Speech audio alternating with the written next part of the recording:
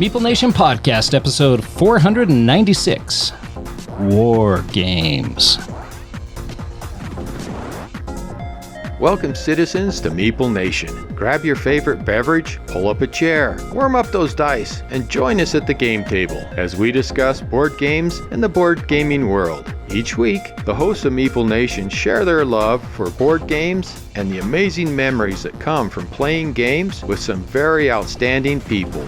Let us now join our hosts in their natural habitat, the game table. Meeplenation is brought to you by GameToppersLLC.com. Have you ever been in the predicament that you want to flex to your friends about how cool of a board gamer you really are? Game Toppers LLC has a solution.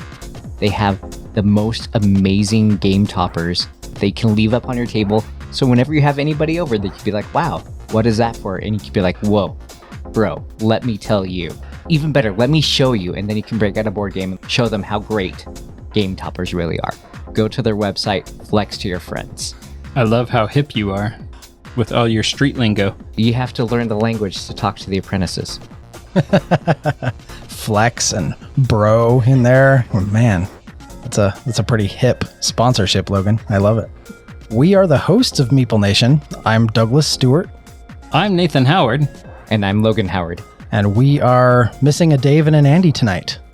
They are doing school and taking care of family needs tonight, so we wish them well. Yeah, there's no chalk outline on the floor, so that's good. At no least murders. not yet. Not yet, yeah. I mean, it is North Ogden. I've been shot already. We just want to clear the air on something. For any of you who may be confused, you may be wondering, should I or should I not go and check out Meeplenation.com? And we just want to make sure you know that you absolutely should. And if you do go and check it out, you're going to find some amazing stuff there. Some blogs, some photos from our social accounts. You can learn a little bit more about us. And you can click on that Patreon link and check out our Patreon page. We would love it if you would consider becoming a patron. We have been putting a lot of hard work into that lately. Been recording some bonus episodes. We are really trying to make that something special for our patrons who decide to pledge and to back us monetarily. So we appreciate you so much and would love it if you would go check that link out. You can also email us at meeplenation@gmail.com. We're always listening and we would love to hear from you. Time for our weekly highlights. This is a segment where we talk about games that we've played recently, new discoveries, maybe rediscoveries sometimes of games that have recently hit the table again. Logan, why don't you kick us off? So we were able to get the game Oceans to the table again. I absolutely love this game because of the huge variety of the deep cards. It has such a, pun intended, deep variety of cards in that stack. There's not a single one that's a duplicate, right? They're all different and they all offer something completely new, like almost an entire strategy for the cards that you're playing out in front of you in your tableau. I love that deep deck. And the game technically comes with like a beginner version where you leave that out of the game. Oh, I can't even imagine. Don't do that. If you are new to Oceans or haven't played it yet, do not leave out the deep deck. It is fantastic. That's like unsalting your food. Why? Yeah.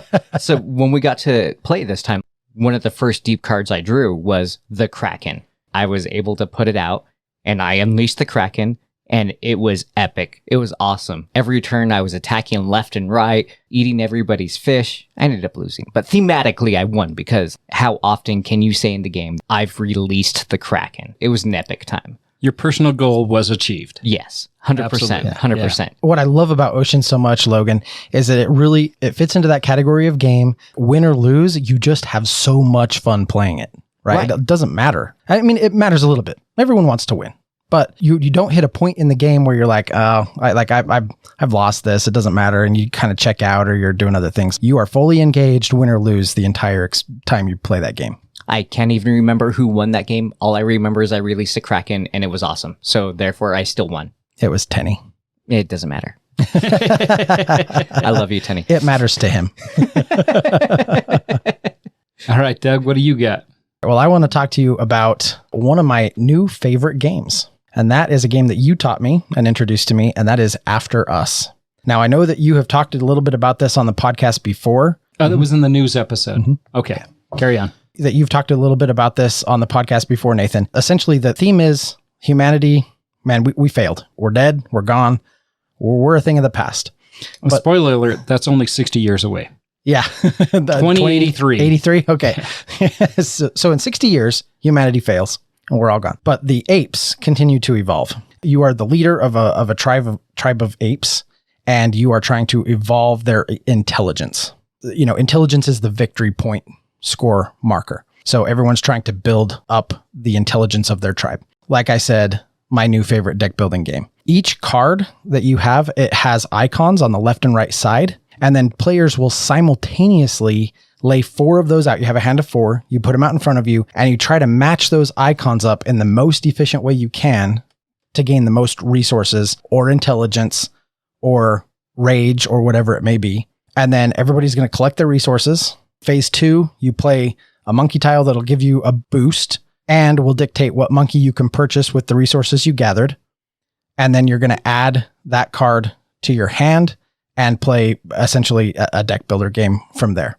I love in this game that everybody plays at once, that there's so much of the simultaneous play. I love the resource management. The icons on the cards are really awesome. There are 2 things that get me super excited about playing any deck builder game, and this game does both of these things really well. And the first thing is culling cards is built into the cake, but it requires some sacrifice. You've got to kind of pursue rage because that's how you get rid of your cards.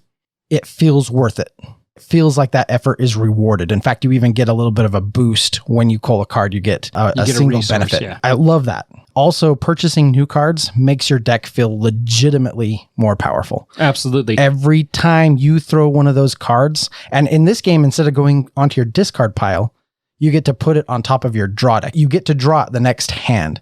And so the way that kind of makes you feel like you're evolving that tribe, the way it makes you feel like, okay, no, my deck is becoming legitimately more powerful. Instant rewards. I love that. Yeah, I think that's a big part of this game I very much enjoy. 100%. Has art by Vincent Dutray. The game plays really fast. I mean, you can bust through a game of this in 20, 30 minutes if everybody knows how to play. This is one I can't wait to add to my library. I've already ordered it. It's a great game. It's awesome. I've gotten my wife to play it. I taught it to some of the Hug ladies at SaltCon, end of summer. Everybody I've taught it with has enjoyed the game. It was very funny when I first taught Doug, yourself, and Greg. Both of you wanted it. And as soon as I taught Andy the game, Andy wanted to order it too. So it's been a game that's been a huge hit. Actually, Logan, have you had a chance to play this one yet? No. The one chance that I had to was when we were cleaning up and there was only one spot for Everett. Oh, yeah, it was nice we had Everett come by, but that kind of throws off our game sometimes. Yeah, it was nice because we had extra people. We were able to have Isaac, Doug's nephew, here. We had Everett come by. We were cleaning up for SaltCon, so I'll get to it. Everybody loves it. I'm sure I'll be able to have a chance to play it. Yeah, we need to get that played real soon because you will like it. And it does have a very good implementation on BGA, Board Game Arena. Yeah, it's awesome. Plays really well. The only thing that I was lost at first was you use that rage to cull your deck like you were talking about, and I couldn't find the rage tracker anywhere. We had gone like 2 or 3 rounds in our game, Doug, before I realized that... you just click on the card? Yeah, you just click on the card in the top corner. There's the little rage symbol, and then you're able to cull those cards. I discovered it a little bit later, so it kind of altered that game, but I think you were well on your victory to that game, regardless. Well, it's really close. Right now, I think it's like 72-70, so I'm eager to see how that game ends. Yeah, we're right there at the end because the game goes to 80 points, and that's kind of unique too. Is it not that necessarily it goes to 80 points, but the game is played over 3 phases, and if that 80 points is reached during any of those phases, you don't complete the turn. You just complete that phase, and game over. Game over. But this game was on my highlights as well, so I'm going to pull an audible here, and I'm going to talk about another game that we talked about on that same news episode that I have gotten the chance to play a couple of times, and that's Wild Tiled West. And Logan, you did get a chance to play this one. It didn't go over as well for you as it did for Greg and Stasia and I, but it is a game that I very much enjoy. It's a polyomino placing game. It has kind of a little bit of a twist to it. You're going to roll dice, 1 die more than the number of players that are playing. Those die faces are going to indicate which column and row that you're going to draft from. If you're going to draft from one of the land rows, then you are limited to the first tile that is in that section, that row. However, if you are drafting from the river or the columns, then you can actually pay a gold to skip over a tile and draft from the tile after it. Or you can play 2 gold and you can go all the way, you can play multiple gold and go all the way down the board, which does give you some variety, but that gold is kind of a limited resource. And what you're doing with those tiles is you are building a frontier land. You have some townships there that you're trying to complete, bandits that you gotta manage. You have a sheriff that's managing those bandits, and the sheriff will get bullets, have a limited number of bullets, and the sheriff can shoot these bandits. And then when the sheriff shoots the bandits, the bullets become tombstones, which is kind of a nice little touch, I thought. So you shoot them, and then you'll stand those bullets up on their end, and they become a tombstone. They're worth points for you at the end of the game. So Nathan, can you shoot the sheriff? You can. The bandits but can shoot. Not the deputy. Not the deputy. Okay. No, I just wanted to clear that up. It was right there. I had to. Yeah. Okay. I laid it out fairly easy. You're cherry picking on that one. Yeah. You're trying to complete some townships. Every player board is a little bit different. Actually, every player board is quite a bit different. And then they also have some more advanced sides, and then even a 2-store. How about a 2-star? They even have a 2-star variant, gets those player powers some more variety. I haven't tried those yet. I've only played the game a couple of times so far, but I've really enjoyed it. Logan, not so much. He'd rather play Planet Unknown, I think. I've actually spent some time thinking about this. They're actually very similar games. So I think what I like better about Planet Unknown, I get screwed over less by the other players picking. It is a drafting game. You're only allowed a greater variety of choice later in the draft if you have the river option. If you don't have the river option when it comes towards the end, you're just left with whatever's left. But in Planet Unknown, given those 2 options, and it's just, those are your 2 options, but you always have those 2 options. I guess there's less frustration in Planet Unknown of like, oh, I could have had that really great tile, but so-and-so took that the water dice or something like that. I think that's really what it is with Planet Unknown versus, was it Wild Tile? Yeah, Wild Tile. Wild Tiled West. Yeah.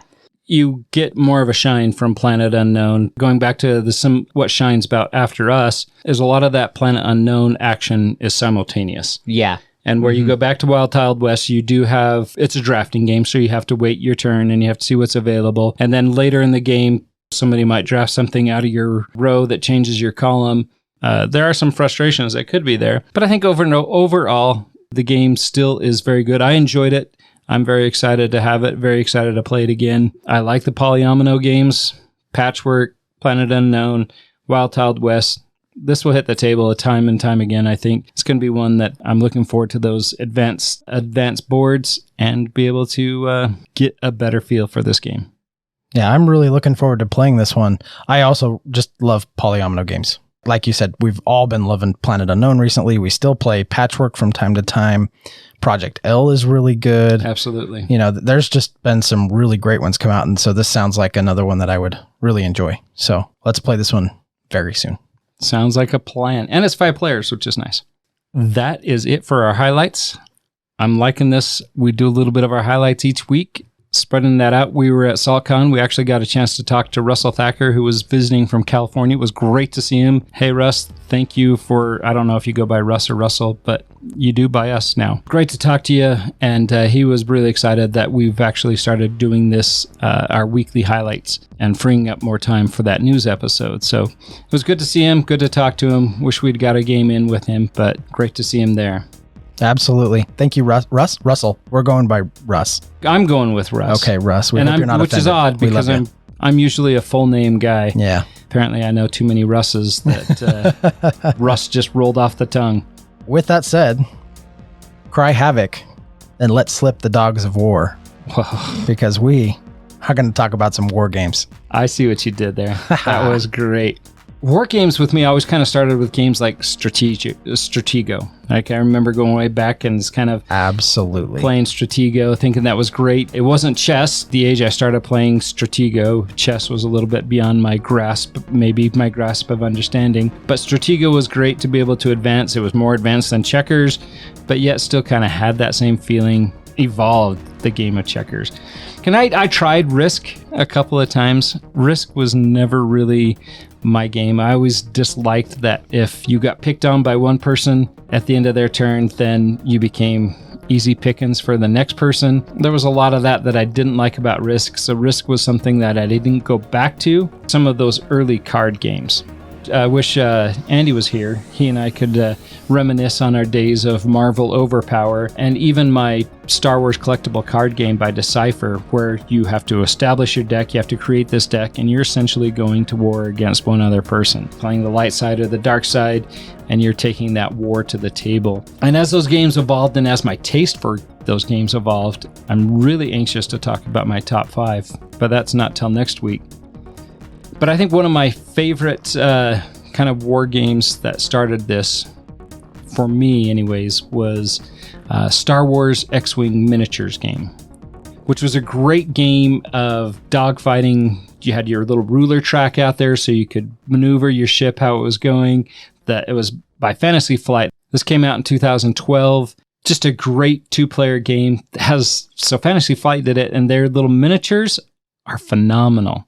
Yeah, they do a good job with those minis. And I was really excited about this game. Played it a lot. Corey DeCarry and I played it a couple of times when we were both working up at Goldman Sachs. The workday was done. We went down to the cafeteria. It was a little dark there. Some mood lighting for space.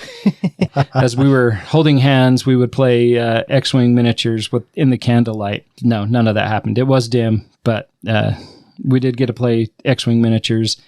And I really loved this game. I really wanted to like it and endure it a long time. Then Final Fantasy did a revamp on the rules, and they're like, okay, we got Release 2 coming out.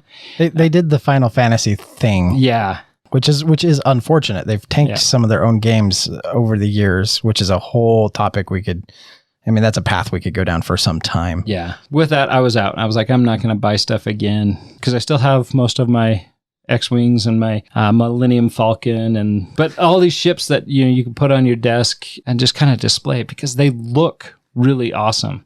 Even Andy got into the Star Wars miniature starship battles, and so some of these ships were huge frigates, and you'd have the Star Destroyers. They'd take up a lot more space on the table, but still, those miniatures, pretty darn cool. Yeah, they were severely cool. And even still, anytime I see miniatures for any of those Star Wars games, for X-Wing, Legion, any of those, I always, there's that little part of me that's like, well, it's not that little, actually. It's a pretty big part of me that's like, oh man, I could get into that, right? So get into that. But those are real lifestyle games. If you're going to dive in, you've got to dive in with both feet, and you've got to really kind of sink your teeth into them to get the most out of that experience, which means you don't play a lot of other things, which is not something I could do. Yeah, right. Which is kind of evident a little bit on my top 5, because there's some games on there that are great. I really enjoy them, and I really want to enjoy them. The couple of times that I've played X-Wing with you, Nathan, I thought the game was absolutely fantastic. I would love to play it again. It's hard because it's a 2-player game. It's hard because it takes so much table space. And then it's hard to get into it. It's like you said, 2 feet in. Cognitive load, right? Those are massive rule sets. There's a lot going on, and you've got to be really invested. Full wallet send as well. Yeah, for sure. Especially if you bought version 1 and then version 2. And I think there's even a version 3 out there now. Fantasy Flight, like they don't pull punches. No. It's true. I remember growing up, my war game experience was largely Risk. That was one that I could play from time to time. I played Axis and Allies more than that, though, which is similar mechanically, but a lot more going on. There's a lot more complexity to Axis and Allies than there is to something like Risk. There were a lot of Sunday afternoons and evenings, and sometimes well into the Monday morning hours where I would go over to the neighbor's house, and I was good friends with a couple of their kids. We would set up Axis and Allies and just go all day, the big epic game of Axis and Allies. So that was kind of how I got my start. I will say, after Lord of the Rings happened, when it exploded with the Peter Jackson trilogy, there was a number of games based on the movies, using the movie assets to create games, right? Right. That came out. Risk, Lord of the Rings Trilogy Edition became kind of my war game of choice. And that did some things that really, I think, made Risk fun. It didn't deviate too much from the core mechanisms and strategies. However, it did introduce like places of power, strongholds, and some additional cards that you could play for effects. The classic "You shall not pass" card in there. And so you could block units from entering into your territory and some of those types of things. You know, if I'm going to go revisit a classic game like that, I still have that version of Risk on the shelf, and we still play it. It's been a little while, but it sees table time maybe once every year and a half. So it gets pulled out and played from time to time. Well, that's good. Yeah, I still think it's a great game. I don't do a lot of wargaming. In fact, I'm more looking forward, I think, a little bit to our top 5 episode, because I have a lot more to say, because those are the games that I actually do play and they get regular table time. I did want to mention one while we're talking about war games here, and I wanted to get your take on this one in particular, because have we all had a Twilight Imperium experience? Yes. Yeah. Once. Okay. Once. No. Logan? No. And I wish that Andy was here tonight, because I know he has played a lot of Twilight Imperium. Yeah, In fact, he owns it still. yeah, and it used to be his favorite game. Yeah. I went over to a friend's house. I got invited, and they play Twilight Imperium on a very regular basis. So probably about once a quarter, they take a whole Saturday and they play Twilight Imperium. That's good. Yeah.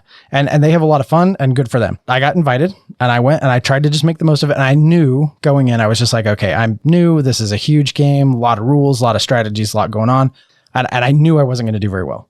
I really underestimated how not well I was going to do. This is a game that I realized very quickly, the experience level of the people playing it matters a lot. Yeah. And if you are playing it with people who play it on a regular basis, unless they're deliberately going easy on you, you're going to get your rear end handed to you. And that's exactly what happened. Unfortunately, it didn't leave a strong desire to go back to it. But I do think that's kind of a common theme with some of these war games. And I wanted to ask you guys, like, how do you handle that? Because a lot of these war games, they're bigger.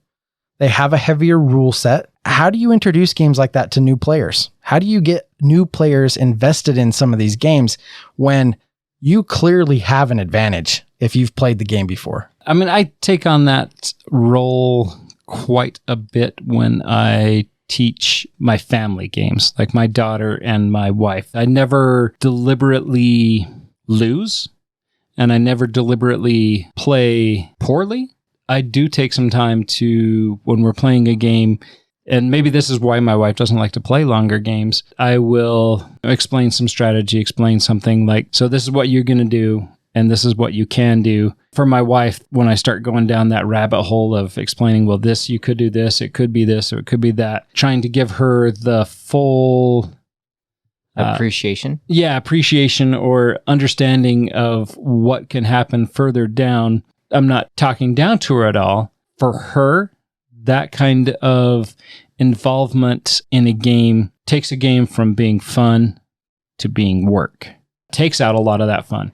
Ashley, on the other hand, she actually will thrive on that. I think a lot of that goes back to the times when we took the time to play games like Dominion when they were younger. Go through some of the explanations, play the game. There were a series of probably 20 games that we played before either of my daughters won a game. I think it was Madeline in particular that when she won her first game of Dominion, was standing on her chair, wanting to stand on the table to cheer and to rub it in my face that she had defeated me, because that victory meant something to her. Oh, right? Absolutely. Yep. Because I compare that to when my kids were growing up and playing Candyland with their grandma, and they managed to win every time. Thanks, Grandma. Yeah. I mean, you don't learn from those experiences. You don't appreciate those experiences, in my opinion. As a result, that kind of falls flat. So it's not really so much about winning and losing. It's more about getting them invested. Absolutely. You take a game and it's going to be slower. I'm going to explain what I'm doing, provide solutions on how they can stop that, and provide opportunities to say, hey, you could do this. I'm going to be doing this. I'm going to be scoring this points, but you might let me score these points because it's going to allow you this avenue to score points over here. Hopefully, as that goes on and that develops, there's more of that understanding. Ashley gets that. Ashley likes to pick up on games like that. For Cheryl, not so much. For me, I think it's a lot about managing expectations. I've been invited to participate in Twilight Imperium actually a couple of times with some friends in Salt Lake, and I've been hesitant. I don't know if I'm going to have that same experience you've had going in because I know it's such a long game. Do I really want to sacrifice 8 to 9 to 10 hours of my day to lose so handedly at this game with people that already know the game? That's really hard mentally to come into. When I'm teaching somebody, it's kind of hard to manage those expectations. It's a lot easier to find games that's why we call them gateway games. We don't want to go in with 8-10 hour game that we're going to lose together. It's going to be awesome.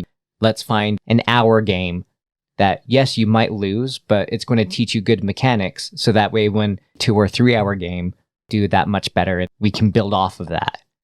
I think that will be so much better. Going back to that, Doug, a lot of that is dependent on the teacher. Yes. Because I have had some games where I've had an outstanding teacher. Sam Aho comes to mind when he explained games like Heroes of Land, Air, and Sea, which we'll probably talk about today. He spent the time and very thoroughly explained the game. And then it's up to the student at that point to listen. And that is so key. And that's frustrating as a teacher when you're teaching somebody a game and it's blatantly obvious they're not paying attention. Yeah, 100%. Or you're teaching somebody and you absolutely know that on their first turn, you're explaining everything again. And, yes. And it's just, and I get and I understand how people learn differently. I also don't think that people who struggle to learn put forth the effort and understanding what it takes to teach a game. Right. It's very frustrating when you've taught a table of 5 people how to play a game, and then when Doug's turn comes around, I got to re-explain everything to Doug because Doug was looking on his phone. I'm not saying that you do that, Doug, but I've had experiences. I would never. But you've had experiences like that, or I've had experiences when I've taught a game and I've prepped. And then when I sit down and start to teach it, I'm like, I totally don't know how to play this game. Beast. When we were playing Beast, I thought I was fully prepared to teach Beast. There's so many times I'm like, I'm getting this wrong. I got to go back to the rules. And I go back to the rules. Yeah, we spent a lot of time in the rule book. Yeah. But I think that's a fairly common occurrence, more with war games than any other sort of subgenre of game. I think it happens a lot, right? The rule set's bigger. There's a much bigger barrier to entry. And so it's the teacher's job, and it's a lot more work. We all teach games on a regular basis, and we're all, I think, fairly proficient at it. You have to go above and beyond to help people over that barrier, over that hurdle when it comes to some of these games. But also the people you're taking on that journey have to be willing to do it as well. It can't be a casual thing. I think there is more investment with these games, or there needs to be more investment with these games if you're going to have a good time with them. Absolutely. I want to go back before we move on. Go back to Risk. I already said that Risk wasn't on my radar, and Risk wasn't a game that I go to very often. However, there is a version of Risk that I very much enjoy, and that is Risk Star Wars Edition. This came out in 2015. It was a Hasbro release, and it is Risk. It plays really good at 2 players. It is a 2 to 4 player game. That doesn't mean you're giving your sister the controller to pretend like they're playing. They can actually play, but it really shines as a 2-player game. I love it because it's 30 to 45 minutes. And it's an epic battle where you're trying to destroy the Death Star or you're trying to destroy the Rebel fleet. All that going on at the same time. Does it very well. Has a nice TIE Fighter type shaped board. Oh, I've seen that. It is. It's in the shape of a TIE Fighter. Yeah. I have seen that. It is a great version of Risk because it's 30 to 45 minutes. It still has a little bit of that take that. I just got beat up and you're going to beat up on me again. but it's only 30 to 45 minutes. Yeah, wrapped up in a 45-minute bow. That's an easy. That's easy to take. Yeah, it's easy to overcome those heartache feelings and feel like I just got schooled, and I got schooled 2 hours ago, and now I got to sit through all this. Risk Star Wars Edition 2015. If you can find it, it's a great little pickup. It's probably not too expensive. It's not something that you're going to find in most game stores. In fact, you're probably the only place you're going to find it now is maybe eBay or maybe at a game swap somewhere. I would keep my eyes out for it. Great game. I did have a question. What is making it a war game versus... So, spoiler alert, one of the games that's on our top 5, what would make Descent not a war game versus what's on our top 5? So not to give away too much, Descent, you're delving into a dungeon. Well, Descent, I mean, it's right there on the edge because some of these other games, like any Star Wars game. Is it the theme that's really doing it? So for me, I think the big difference, again, in my mind, this is according to Doug, the big difference is one is literally a war. You are battling with troops and units and fleets and whole regiments or squads or whatever it may be, as opposed to something like Descent revolves around a singular character. Grabbing a party, diving into the dungeon, going on an adventure. They're both combat oriented, but then that's where the theme of it goes on a different journey. And mechanically and strategically, there may be a lot of overlap. Those Venn diagrams may have a lot of overlap. But to me, in my mind, I really don't have a hard time differentiating between the two. No, I do like that definition. Because when I was going through games and prep, wonder what the actual separation is for these games. A lot of our games are coming back to Star Wars because a lot of our games in our collections, because that's where a lot of our stuff comes back to. We are going to be talking about a lot of Star Wars games, and spoiler alert, there's going to be quite a few Star Wars games next week, but Star Wars is about an overall massive war. Lord of the Rings is about an overall massive war that maybe we're just focusing on the Fellowship of the Nine. Like my eyebrows went up because I don't think I've ever heard it referred to as that before. The Fellowship of the Ring there, but there were 9. Leave it to Nathan to reinvent Lord of the Rings. I know. Considering that they were only 9 for 2 chapters. No, they were 9 until Boromir passed. Yeah, 2.5 chapters. That was way through part 1 of the Fellowship, and that was near the end of part 2 of the Fellowship. But yeah, no, you still have that greater war going on, the war between Sauron and Middle Earth. From my perspective, you got a grander war that's going on. And a lot of times, I think that's what makes some of these IPs so good for war game themes. We're familiar with the source material. We're familiar with the stories. And the stories revolve around characters. They revolve around these people who we've learned to love. We all know who Luke Skywalker is and we love him. Long live Frodo. But you're right. It's part of this big epic conflict between good and evil, between light and dark. And we can wrap our heads around that. And we're invested in that too. Star Wars X-Wing or Legion, that is just full on war game. Go back to something like Risk, Lord of the Rings edition. It's all the troops being moved all over Middle Earth, having these big epic battles. That's clearly a war game. I don't have any problem sort of differentiating between those things. I think you're right, but I think we can go back to Imperial Assault is a war game. Descent is still a war game because you're right, Logan. There is that whole evolution of the battle that's going on, and we are still focusing on these soldiers that are part of the war, especially in Imperial Assault, where there is more soldiers, whereas in Descent, there's more monsters, but they're still soldiers, right? They're still soldiers of what is the big bad in Descent? I actually think that's why Descent wouldn't make it as a war game on my list, is because there is not a clear enemy. I started to work nights when you guys were playing 3rd edition. Yeah, that's right. There is a big bad, I think, but I only played it a few times. I wish Andy was here because Andy and Dave both have very much a passion for Descent 2nd edition and Descent 1st edition because they are more familiar with that story. So too bad they weren't here, slackers. Yeah.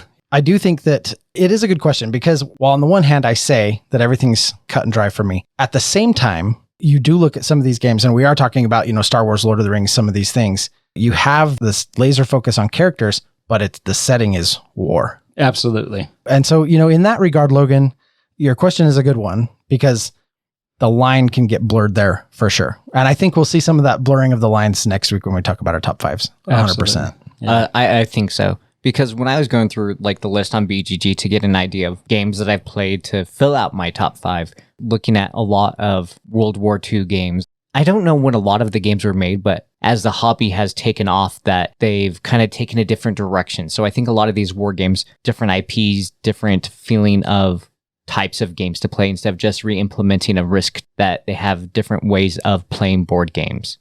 No, I think you make a very valid point, Logan, because there are some very serious, very heavy war gamers out there, games that we don't play at all. I mean, you look at games like Squad Leader. I mean, these are epic games that are going to be taking hours to play. You talk about rule-intensive games. I mean, these got booklets. Not a rule book. They got booklets that's 20, 30 pages sometimes, explaining different scenarios, explaining different terrain, and how these affect vehicles. My brother, Christopher, is a huge history buff. As such, when he chooses games to play, these war games along the lines of Squad Leader are games that he likes. Sounds 100% like him. It does sound a lot like him. We went on a trip to Hawaii. Oh, I remember his daughter complaining about this. He brought a game. I want to teach you this game. Great. Let's play it. Starts to explain this board. And we got through an hour and a half and we hadn't even started the game. Ouch. Yeah. And this was in Hawaii? And this is while we're on vacation in Hawaii. Yeah, I just want to go to the beach. Yeah. Which is what his wife said. No investment. His wife squashed that game pretty quick. Well, I guess not quick enough. We still went another hour after that before she told him he was done. I thanked her. Actually, Yeah. I don't know if I thanked her, but I should have. Yeah. She definitely deserved a crisp high five. Yeah. There's people that this is their cake, right? This is everything that they love and everything that they eat up. For them, we're not even touching that with a stick. And I go back to some of the comments that we made before about that type of game being a lifestyle game, because that really, you have to be fully invested, and that has to be your thing. And there's a lot of people out there who do like the war reenactment. They've got a whole table and it's set up for Gettysburg or World War II, you got Battle of the Bulge or whatever it may be. And like you said, books, not little books, but like thick, Like almost an green-bound RPG book. Right. Full of rules and scenario setups and stuff, but they love that. And Absolutely. I love that they love that. Yeah. I can't do that, but I think that's fantastic. I agree with you 100% because I'm always envious when I do venture in the game stores and I see like the 40K, the super elaborate big tables set up with all the terrain and everything. I love seeing that and watching them play that game. Do I want to invest the time and effort to do that? No. The game that you were playing with Tenny, Oh, Undaunted. Yeah. that's much more my speed. Yeah. We should play that with you because you would really like it. I agree. I love Undaunted. I'm always trying to peddle Undaunted. It's a great game. Yeah. I was glad you peddled it my hear way. More about it next week. I want to talk about one more Star Wars game. Okay. Then I promise I'm through for, well, At least 20 minutes. I'm pretty sure I'm through at that point. An older game. This game came out right when episode 1 came out, and I played it quite a bit. Oh, you've got to be talking about the Queen's Gambit. I am totally talking about the Queen's Gambit, and if I can find it on my list, I'll pull it up. There it is. So this came out in the year 2000, and it's a 2 to 4 player game, but this game was great. It had a 3D 3-level board. If you remember the storyline, the battle droids are all coming in to try to usurp the Queen, and the Queen has tricked them by putting her double in there. She's coming in with the Gungans and the Jedi to try to usurp. I don't know if that's the right word, but they're trying to take back their power, right? Avoid the overtaking of Naboo. It's a 2-hour game, so not the end of the world time frame, but it was very complex. And not necessarily very complex, but it was very overwhelming. There's a lot going on, different fronts that you're battling on. So what were the fronts? I've heard a lot about this. I've never seen it. So there's like droid versus Gungan armies. Are you playing that? So you have the droid versus the Gungan army. Okay. You have the droids in the palace. You got 40 miniatures on both sides. And I think that's why a lot of people got turned away from it, is just because there's so much going on. The evolution, or maybe not evolution, but maybe the de-evolution of the game as you're taking down pieces and battling them on. You have the palace in the middle, and you have the Gungan battle on the side. It's been a long time since I've played. It is the battle in space. And then you also have the battle with the Darth Maul and Qui-Gon and Obi-Wan. And you're just trying to manage all of these as you're dealing with their power and their losses. So much going on with this game. A lot of people dreaded when they'd come to game nights on Thursday, and this was on the table yet again. So a lot of people had fatigue with me playing this game. This is a game that still fun to look at. I mean, the pieces aren't amazing by any means. Again, this is a Hasbro game, so I guess similar to Risk Star Wars Edition, pieces aren't amazing. They're not Fantasy Flight versions by any means, which is probably why most people could afford this game, because with the amount of miniatures that were in it. But still, very well done. And it's actually designed by Rob Davio, so there you go, too. Oh, very good. Yeah, I love that. Yeah. So do you still own this game? Yes. Some of the pieces might be missing. That's my old downside. This is also the same time that we were playing a lot of Star Wars RPG, and that was a great resource for battle droids. That makes total sense. So I actually have to go through and inventory the game, make sure I have the pieces. Pretty sure all the Gungans are there, because nobody wanted to play the Gungans. But the Battle Troopers, they might be missing. That's awesome. Well, so one of these days when we have like maybe a little, like an extra game day on a Saturday, laid back, extra lazy game day, we might have to bust this out and see if we can get it to the table. I've always been very curious about it. It's good times. Let's break away from Star Wars here for a little bit. I wanted to get your take on Root. So this is one that we have had conversations about in passing. We've talked about it from time to time. Root's a very beloved game. It's a lot of people absolutely adore this little title.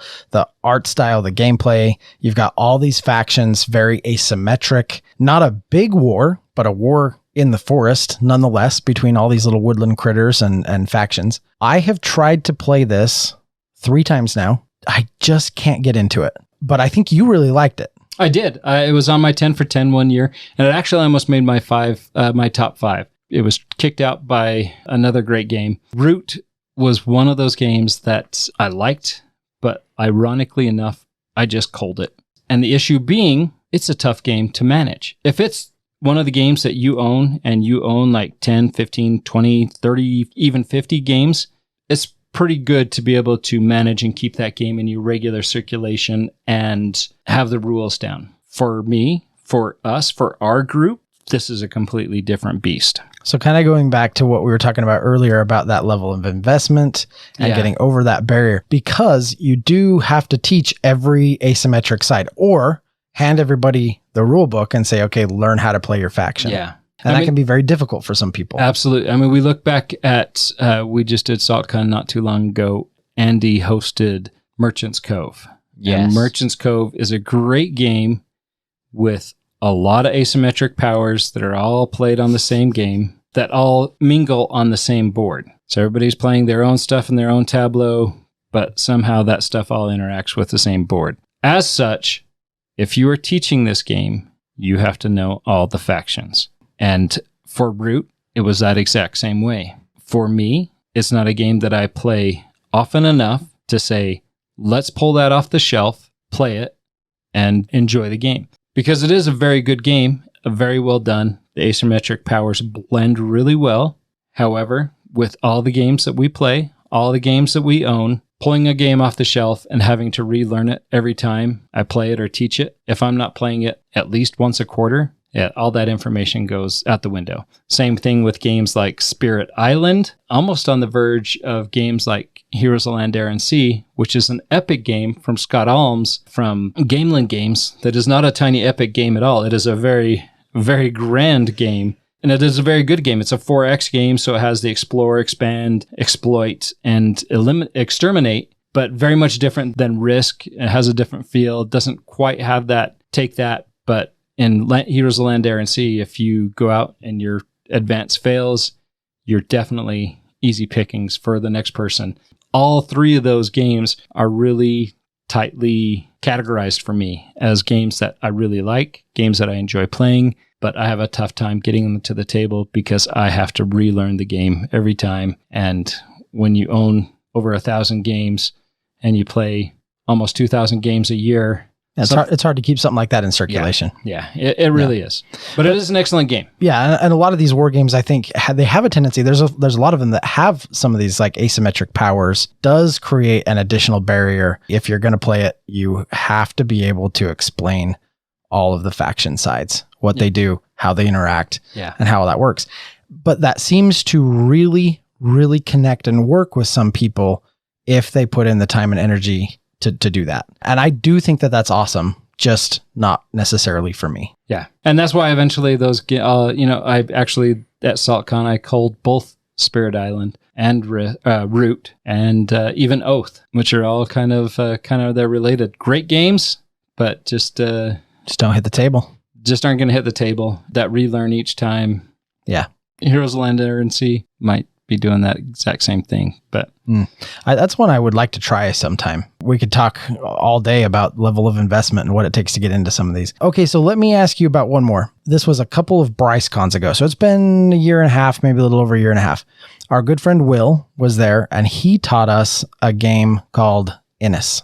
And I know, Nathan, you were part of that game. I think it was the three of us. So I think it was Will, you, and I. I really enjoyed Innis. I thought it was good. I had a hard time grokking it. I had a hard time understanding how to win. Right? How to do well. But mechanically, I thought that it worked really good. What did you think of that game? I think it's been a long time since I've played that game. Again, the same way. It is very well done. And it's nice because that's a game that it's not a very complicated game. It's a shorter game that's 60 to 90 minutes. It doesn't quite have that learning curve like we just got through, that I guess I just got through ranting about. I love it because you're managing your leader, you're managing the lands, and you're even managing the religion of your clan's territories. And trying to kind of manage all of that as the game goes on. It has a lot going on, not overly complex, but still a lot going on, which is almost too busy.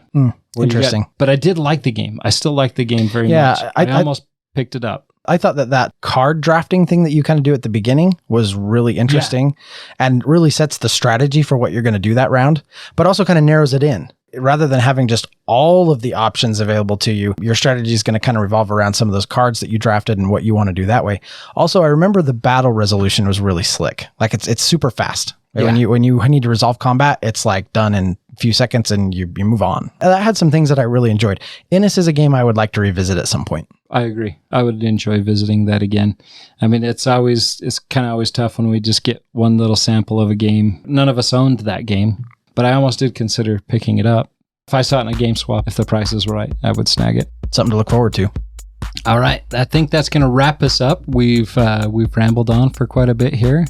As such, we will cut it off and tune in next week. We're going to talk about our type 5. How about our top 5? We'll see what type they are. They're type Wargames. That's what type they are. Absolutely. So until next time, we'll see you on the battlefront on the game table.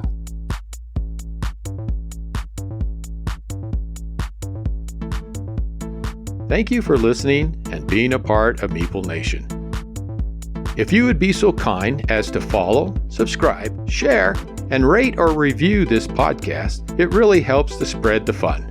You can be more involved in supporting the podcast by joining the nation at patreon.com/MeepleNation, or you can find a link at the top of our webpage, meeplenation.com. And while you're there, look at all our extra content. There are links to all our past episodes, a wide variety of blogs, pictures from our Instagram feed, and bios for all the hosts and our awesome bloggers. Follow us on Twitter, Instagram, and Facebook, all under Meeple Nation. If you would like to chat with the hosts or other members of the nation, you can join our Facebook group, Meeple Nation Off Air. We hope to see you again at a game night, a con, or maybe a suspense-driven evening of Werewolf. Thank you for listening and supporting Meeple Nation, and stay tuned for next week's episode. Thank you so much for listening. We very much want to thank our patrons who help keep the podcast running. I personally want to thank my co-hosts for all the help they provide with both content here on the podcast, in addition to what we have available on our website. Without them, the podcast would not happen. If you too would like to support the podcast, you can join the nation at patreon.com/Meeple_nation. Or you can find a link to Patreon at the top of our webpage, meeplenation.com. If you have any questions, comments, or games you feel should be on our radar, you can always reach us at meeplenation@gmail.com. We can't wait to hear from you. I am grateful to Doug and Andy who helped me edit episodes. And I want to thank James and Kim Clark, who do the editing on our blogs and on our webpage, which can be found at Meeplenation.com. We want to thank Brain Detergent for our music. If you want to find more from him, you can follow his links that can be found on our webpage, or simply search for Brain Detergent on YouTube to find more of his tracks. Thank you again for listening and being part of the Meeple Nation community.